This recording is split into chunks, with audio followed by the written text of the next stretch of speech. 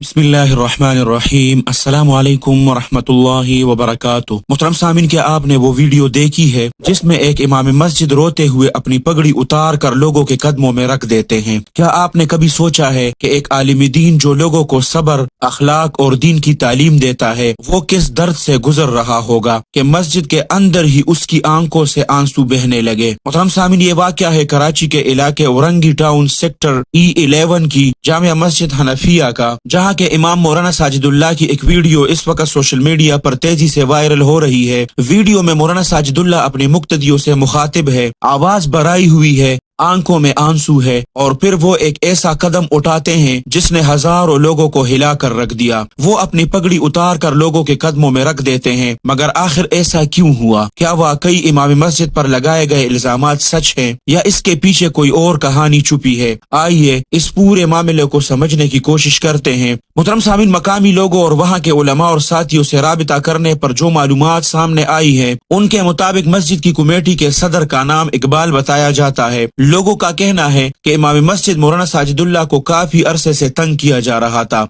और अब उन पर एक संगीन इल्जाम लगाया गया कि उन्होंने मुबैना तौर पर लड़कियों को छेड़ा। ये इल्जाम इतना हसास और खतरनाक है कि किसी भी आलिम दीन की पूरी जिंदगी और इज्जत इससे मुतासिर हो सकती है। लेकिन हैरत अंगेज बात यह है कि मकामी लोगों के मुताबिक तकरीबन 3 साल पहले भी एक नौजवान इमाम को इसी तरह के इल्जाम के जरिए मस्जिद से निकाला गया था, जिसकी वजह से अब ये सवाल उठ रहा है कि क्या वाकई ये इल्जामात हकीकत है या फिर ये किसी और मसले का नतीजा है। मुहतरम सामीन, ये मसला सिर्फ एक मस्जिद तक महदूद नहीं, पाकिस्तान के कई इलाकों में ये शिकायत सामने आती रहती है कि मस्जिद कमेटी बाज़ औकात इमाम साहब के साथ ऐसे रवैये इख्तियार करती है जो न सिर्फ गैर मुनासिब होते हैं बल्कि तकलीफ दे भी होते हैं। पहली बात तो यह कि इमाम मस्जिद की तनख्वाह कम होना, छुट्टी का कोई वाज़ेह निज़ाम न होना और मामूली बातों पर एतराज़ात, ये सब ऐसे मसाइल है जिनसे कई उलमा गुजर रहे होते हैं। इसलिए बाज़ औक़ात उलमा जज्बाती हो जाते हैं। जैसा कि कुछ अरसा पहले एक वीडियो सामने आई थी जिसमें एक आलिम दीन ने खाना काबा के पास बद्दुआएं की थी। ये वाक़यात इस बात की अलामत है कि कहीं न कहीं कोई बुनियादी मसला मौजूद है जिसे हल करने की जरूरत है। मुहतरम सामीन, उलमा और दीनी हलकों की राय के मुताबिक इस मसले का हल सिर्फ जज्बात नहीं बल्कि वाज़ेह निज़ाम से मुमकिन है। मैं चंद अहम तजावीज़ आप लोगों के सामने रखता हूँ। अगर आप लोग और उलमाए किराम मेरे साथ मुत्तफिक है तो कमेंट सेक्शन में जरूर बताएं। पहली बात तो यह है कि विफाकुल मसाजिद का कयाम हो। जिस तरह मदारिस के लिए विफाकुल मदारिस मौजूद है, इसी तरह मसाजिद के लिए भी एक मुनज़्ज़म विफाक होना चाहिए। दूसरी बात यह कि वाज़ेह ज़ाबिते और उसूल होने चाहिए। तमाम मकातिब फिक्र के उलमा मिलकर ऐसे उसूल तय करें जिनमें ये बातें शामिल हो। एक तो यह कि इमाम की तनख्वाह का निज़ाम, छुट्टी और रुखसत के हुकूक, इमाम की जिम्मेदारियां और कमेटी के हुदूद, ये बातें उनमें शामिल हो। तीसरी बात यह कि तहकीकात के बगैर इल्जाम न लगाया जाए। किसी भी इमाम पर इल्जाम लगाने से पहले मुकम्मल तहकीक और गवाही जरूरी होनी चाहिए। चौथी बात यह कि उलमा की मकामी शूरा होना चाहिए। हर इलाके के उलमा मिलकर एक बुजुर्ग और मोतबर आलिम को जिम्मेदार मुकर्रर करे। कोई भी नया इमाम मस्जिद में आए तो वो उसी बुजुर्ग आलिम के मशवरे और मौजूदगी में कमेटी के साथ मुआहिदा करे। इसी तरह बाद में होने वाले इख्तिलाफात से बचा जा सकता है। मुहतरम सामीन, उलमाए कराम से भी मैं एक गुजारिश करना चाहता हूँ। उलमाए कराम को भी चाहिए कि मस्जिद में आने से पहले